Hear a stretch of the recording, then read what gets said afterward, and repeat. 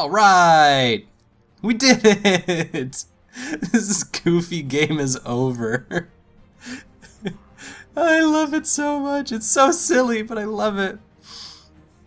It just got so nice and kind of breezy to just go through the game and like play with the little percentage numbers, and now after all of the statistic crunching that was this entire game, we get our end statistic like spreadsheet of how awesome we are.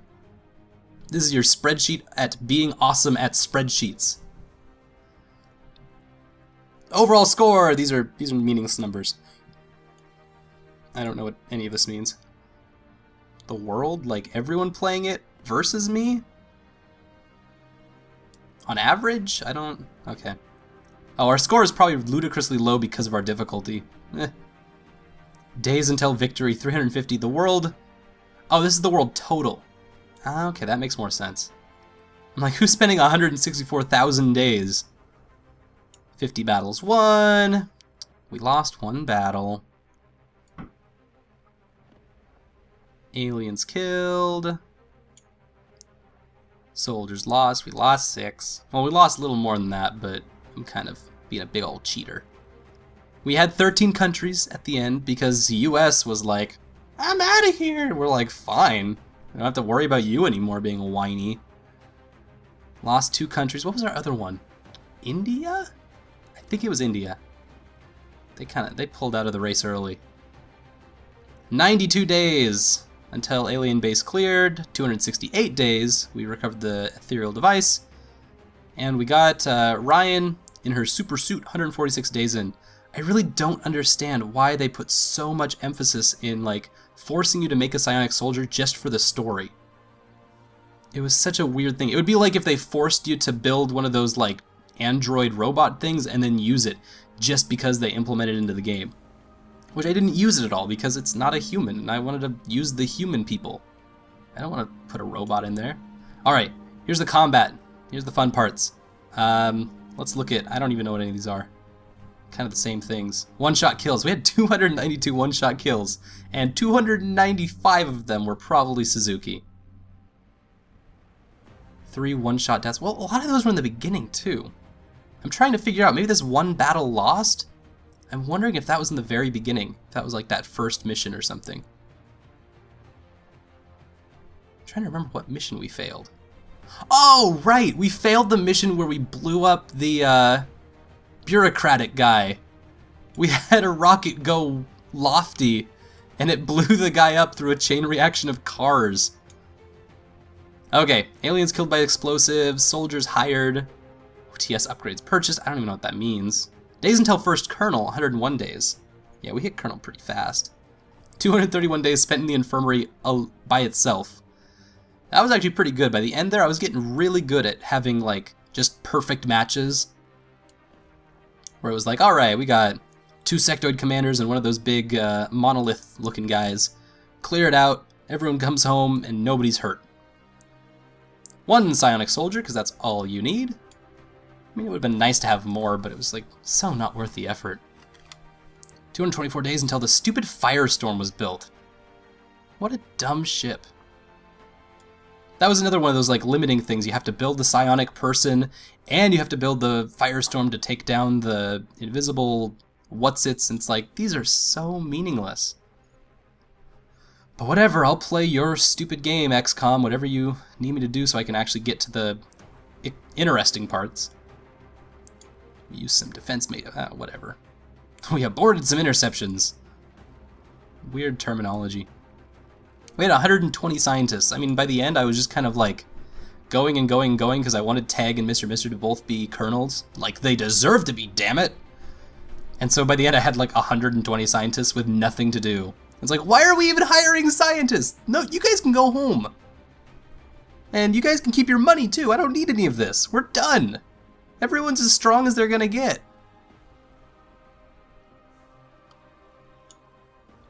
And blah, blah, blah.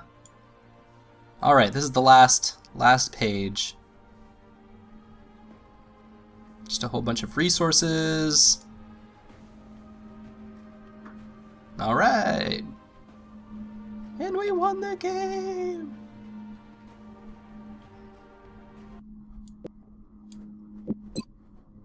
Okay. Oh, that took us all the way back out. I thought it was going to show us who had all the super kills. That's okay, because we'll just have to, you know, do a little bit of math. Let's see what Suzuki and Mastodon ended up with, since they're obviously the top competitors. Suzuki's got 79. Mastodon has 75. Very close. Suzuki had about 3 more missions. Very, very close. And a lot of Mastodon's kills kind of came from those Thin Men missions, where it was like, alright, there's 6 guys in a group, boom, now they're gone. Ta-da! And so obviously, they got a lot of work done, but it looks like Suzuki did take it. In the end of it, which we kind of expected. Kind of leaned on him. He also took, like, some of the last shots. I was actually surprised Pootstoder has 52 kills for 25 missions. She gets over 2 kills a mission. I think she has some of our best kill to mission ratios. Laser Leslie was awesome. Ryan was amazing without having to get kills because she's kind of a little too busy doing everything else. And most of her kills come from mind control and being kind of sneaky.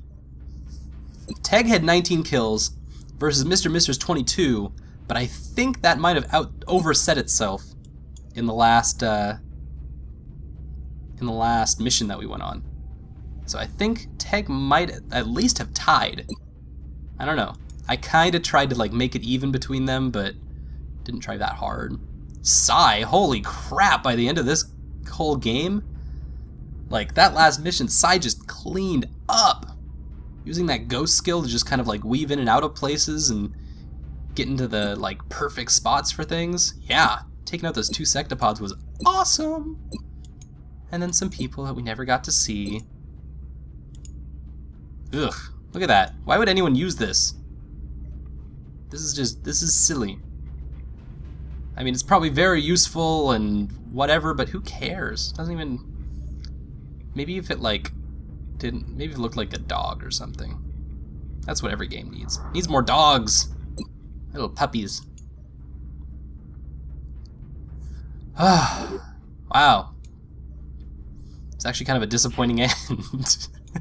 Just in terms of the game itself, like giving you some kind of challenge is like, all right, we were challenged, but not in, I mean, I've had harder missions.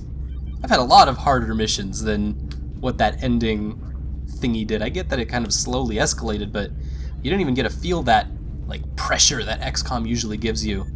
Usually where it's like, all right, there's 1, 2, 3 guys, and you're like, all right, I'm gonna take on those 3 guys.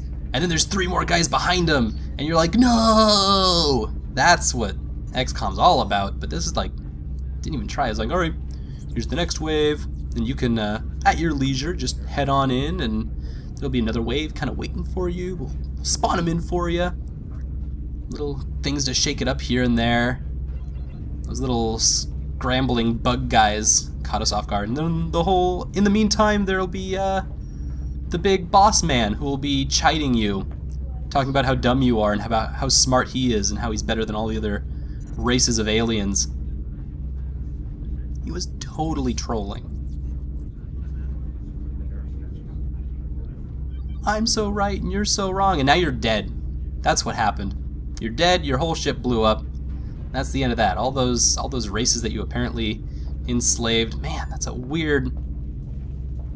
Just a weird story. It's like, it's so cliche in all of the things that it does that it actually says some kind of amazing things about society at large and politics and how they all work together against these unknown enemies. And basically what this final boss says with how they act and stuff is that the final boss embodies evil exactly like we, let me show you this. We, big, shady, XCom organization, Big Boss Guy behaved exactly like we expected him to. Just perfectly fit into, like, we came because you are pathetic and we want to crush you. Which fits in perfectly to a lot of, especially American narratives of villainizing other countries. We've done it to quite a lot of countries. Actually, you know what? Just this whole, yeah. The U.S. has a long history of villainizing countries for very little reason. A reason, but by villainizing I mean that they completely will just say, these guys are bad guys, they are the axis of evil. Get some people down there ASAP. Shut up. I'm talking. So, the XCOM enemy, they're the unknown enemy. When we find out who the enemy is, they're just online trolls. And that's really pathetic.